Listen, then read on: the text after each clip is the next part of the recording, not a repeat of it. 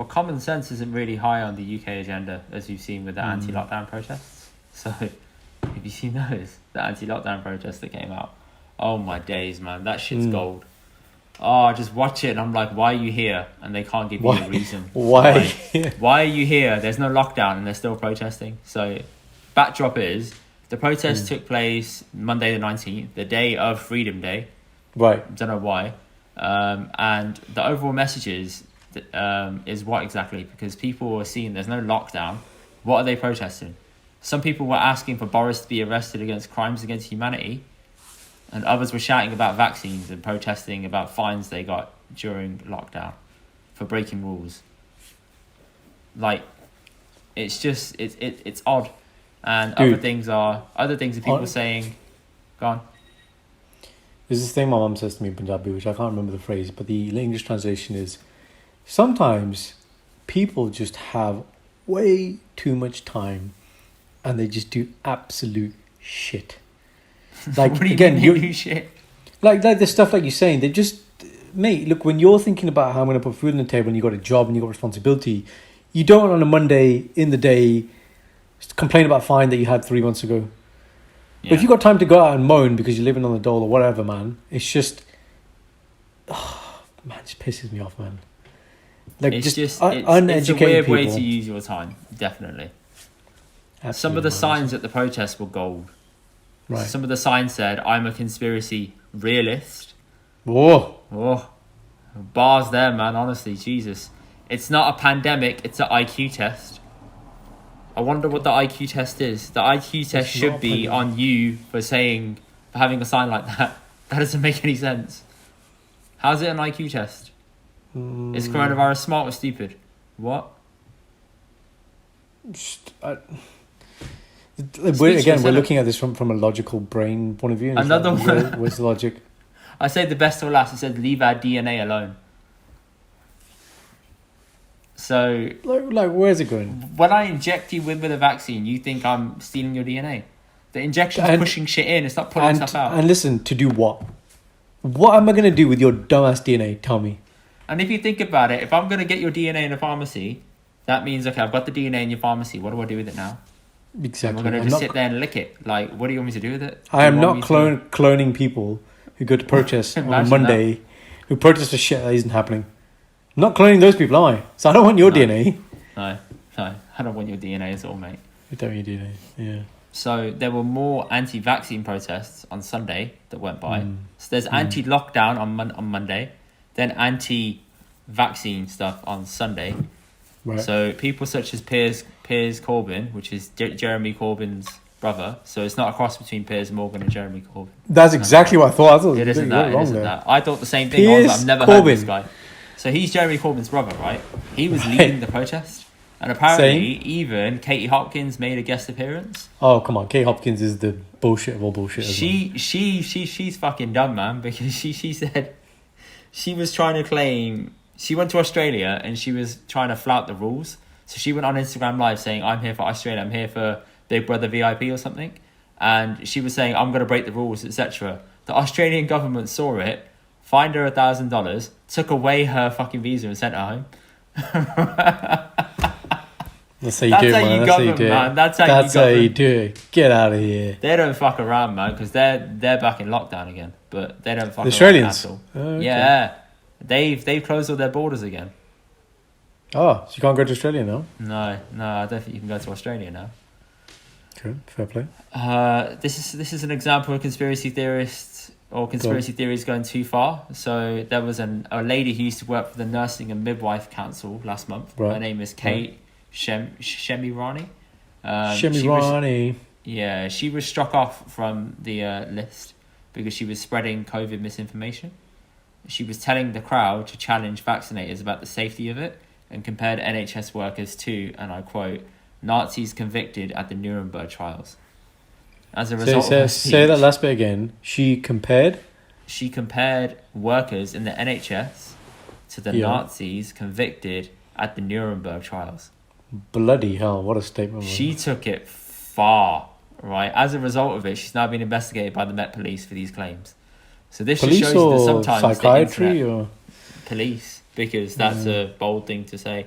It just shows you that the internet can be a bad place. So when the government says leave people to common sense in their own devices, this is what happens when you leave them to their common sense in own devices with misinformation. Yeah, but what do you want? What do you want? Tell me. You know what I think it is? I think people are so sick of traditional media that they start looking for stuff that they want to see. And if you keep looking for that, it's going to keep giving it to you, right? Now, the way the internet set up is, it's going to keep on giving you stuff that matches your agenda. And if traditional media isn't giving you a suitable outlet and it's always got some kind of spin on it, whether it's left or right, then you're going to stop trusting them. You're going to try and find other people that you think are reputable. Is that the word? You're going to try and find those kind of people that are saying the same thing as you and just going to gravitate towards them and stick to it. That's how people get that polarized opinion. Yeah, and that's how people got duped into thinking that QAnon's real. That's literally it. Or even if you go into thinking that QAnon's real. Okay, go a step back, right? Flat Earth. If you watch a video on Flat Earth, it's convincing, right? It's convincing, yes. It's very convincing because it's just one person talking. They're presenting all this information. You don't know half the things. It sounds credible. Right? Yeah, it sounds you can't prove credible. but it sounds credible. That's the thing. You're like, oh, I could make a case for that. Yeah. Yeah, but then you can watch the opposite side of it and say, oh, I can see why it's not. Oh, that's pretty credible. Yeah. See, and now you're like, okay, who do I believe? And if you get that in media all day long, who you can believe? So I think with those spaces of being so polarized, you don't know who to believe, and then you get these people thinking conspiracy theories are real and what I think is correct and this is wrong and that's wrong. Yeah, look, it's dangerous, man. I really like conspiracy theories, if I'm honest, right? Your favourite one's the 9/11 conspiracy theory. 9/11, JFK assassination, stuff that's like, happened, and I'm looking back at it now. Because the thing I always say is there is no smoke without fire.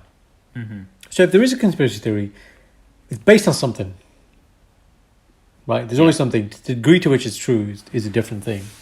But again, the educated mind, what it should be doing is appraising both sides and facts and then forming an independent, well-formulated opinion. But yeah, man, that's all the NHS workers. Wow, that's me. Think of all the people that have busted their ass for the last year to hear shit like that being said about them. It's incredible. Why would you do that? Absolutely, because I've said it many times on the podcast. When you come to hospital, you realise that, mate, everybody outside hospital, all they talk about COVID. We're dealing with other shit as well, man. It's not just COVID. It's not COVID hospital. You come there and we're dealing with all the other stuff, man. People still have cancer, still have heart attacks, still have pneumonia. Everything else still happening, man. And you have to deal with that. Plus, your nutters that are coming in, you deal with that as well. And on top of that, you have your COVID as well. Yeah? So our focus is not, we don't just, it's like, if you had to work in that environment, you wouldn't have time to think about half this dumb shit that people talk about. No, you don't. You don't have time to listen to any of these articles either. No. And nurses still massively stretched and they're being asked to work loads of overtime and stuff in hospitals. Yeah, same with doctors. So it's to do with, so there's gaps anyway. Gaps exist.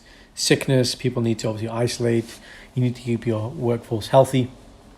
So although, we're exposed to potentially a lot of COVID every day anyway, it's not like we continuously self-isolate.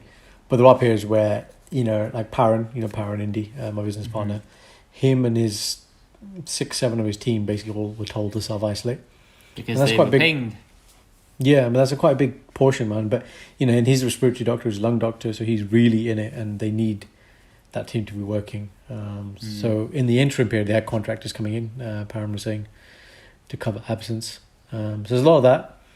The pingdemic is funny, man. The pingdemic. Ooh. The pingdemic is funny. You coined that phrase, have you? I didn't coin it. Someone else coined it. I heard it. I was like, that's not real. And then I Googled it and I was like, this is real. It's real. Oh, God. It's, I can see why it's out there because it's like overhedging, essentially. It's like anybody that was in contact, you got to overhedge and self-isolate. But I think if you test enough during your normal time, then that should be okay. But I don't think it's necessary for everybody to isolate that much. But I was thinking, how does the app work? So when you get pinged, this goes back to phone tracking and shit, right, and privacy. How does your phone know that it's been in close contact with somebody else? And then how long is that close contact period? And who is that person? That's what I don't. That's what I don't follow. Absolutely. Obviously, presume it's to do with the when you go to the restaurant or the place and you log in with the QR code. That's creating a digital log of okay, you were here, and then because whoever's come to that restaurant, all the other digital What, things everyone exist. in that room, even if they were on the other side of the restaurant? Yeah, if they've checked in with the QR code, that's the No, whole point. Isn't it? surely it must be like a radius thing, because when you get pinged, it doesn't necessarily mean you were at a venue. It could be someone sitting next to you on like a bus or a tube. Oh, okay. I mean, I haven't been pinged, but my I understanding haven't is either, based but on. I've heard that that's a potential way of doing it. I was looking at it thinking, how does the NHS track and trace app actually work when you get pinged? Yeah. And it just says it uses mobile signals to sort of pick up on stuff. So it's not necessarily where you check Checking in. in. It could Oh, just right, be you okay. spent a lot of time around somebody inadvertently, and they've tested Positive. as positive, so you have to isolate. Otherwise, if that happened, one person went into one venue that had 100 people, all 100 would have to isolate. That's an even more blanket approach. Sorry, an even bigger blanket approach. Interesting. But Have you I mean, been pinged? I have been pinged. No, not yet. Do you know anyone who has been pinged?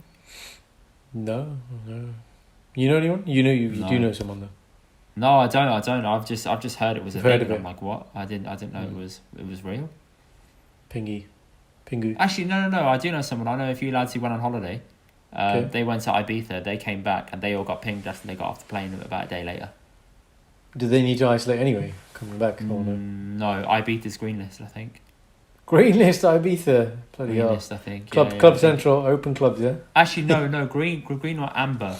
I think it's just you come back and just do a couple tests and you're okay. You can mingle. That's cool. Mingle. Single. Ready to mingle. But I think they weren't ready to mingle because they were going on a stag do. So they weren't ready to mingle about